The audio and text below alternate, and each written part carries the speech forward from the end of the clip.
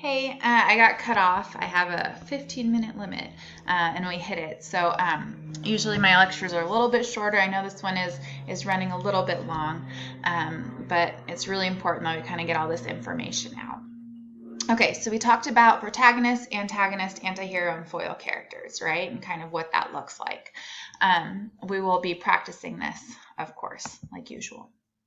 So there are a couple other character terms that we definitely want to look at. So these character terms are sort of two sides of the same coin, or at least the first ones are and the second ones are. So we have flat versus round characters, right? So when you look at a character and you're looking at the character traits, you're looking at sort of the trajectory of the character through the story.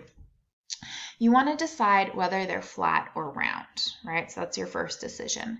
So a flat character is kind of one-dimensional. They have little emotional depth. They kind of don't reflect like human beings, right? They're just like kind of one thing. So I'm into Batman apparently today. So I'm kind of thinking about sort of the Joker in the old animated series. He was kind of one-dimensional. He just kind of liked doing chaos and hurting people versus the Joker that we see in the movie Joker with Joaquin Phoenix, right? That Joker is not a flat character, right? He's actually round. He's multifaceted. He surprises the reader. He's got all this emotional depth. He's got a lot going on.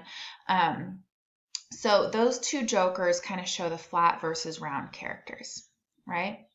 So after we distinguish, okay, this is a flat character, they have no emotional depth, they're one-dimensional, or like, oh no, this is a round character, they kind of surprise us, they kind of have a lot going on.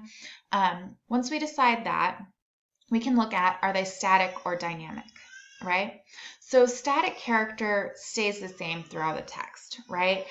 They don't grow, they don't change, they don't kind of start understanding things on a different level, they're just about the same.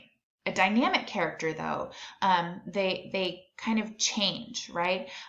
They change depending on what happens in the text. Maybe they change their mind or the way they act or something like that.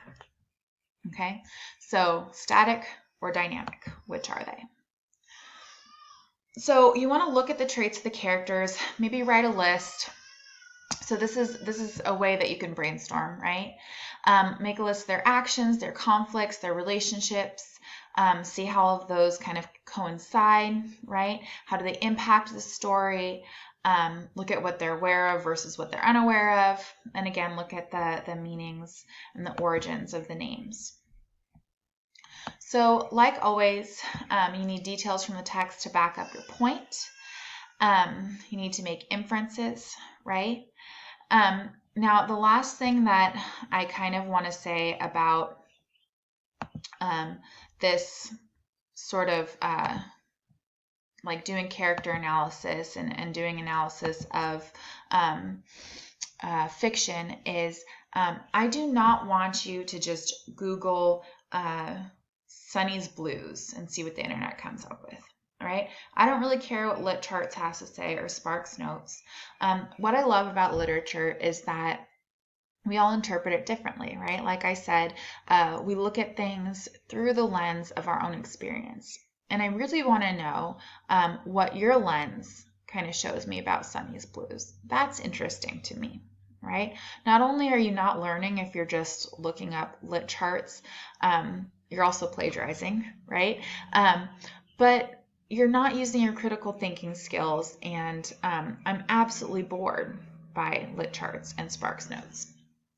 Furthermore, when you do use those sources, I oftentimes see that students don't know how to explain the quotes or show how the quotes connect to their analysis, right? So you're not actually doing the thinking and you're not going to get the points anyways.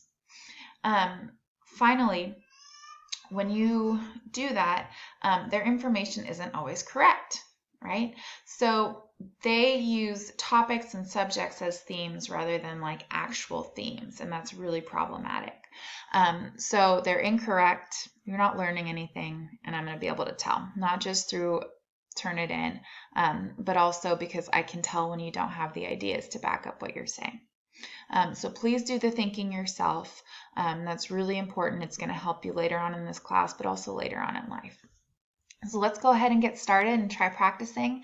We're going to learn about irony next, which is just, I think, is really fun, and it's not that bad. All right,